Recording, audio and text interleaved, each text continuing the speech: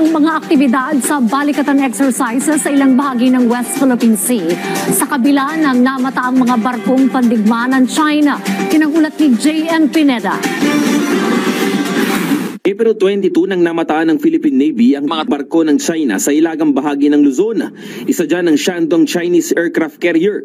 Pero sa kabila ng presensyang yan, hindi umano matitinag ang Philippine Navy. Lalo pa at kasabay nito ang isinasagawang multilateral maritime event ng balikatan exercises sa ilang bahagi ng West Philippine Sea.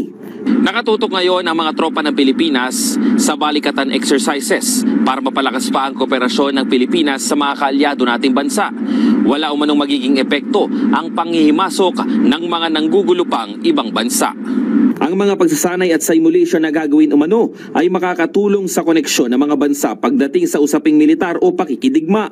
Kahapon ay lumapag na sa BRP Ramon Alcaraz ang Philippine Navy AW Alpha 109 helicopter na gagamitin rin sa mga cross-deck landing at search and rescue simulation. Ngayong araw naman, isasagawa ang gunner exercises o pagpapaputok ng mga baril ng barko. Kasama sa pagsasanay na yan, ang US Navy at isa pang barko ng Philippine Navy na BRP Apolinario Mabini. Una, yung sa gunner exercises natin, this aim to enhance the capability of our personnel ng ating mga kasundalohin natin kung paano humawak at kung paano gamitin yung ating mga baril dito sa ating barko. Magkakaroon din ng pagsasanay sa replenishment o pagsasali ng fuel sa gitna ng paglalayag. Napaka-importante po nito dahil dito po pwede po tayong sinisimulate natin kung paano tayo makapaglagay ng fuel at sea at para may extend po natin yung endurance ng ating barko.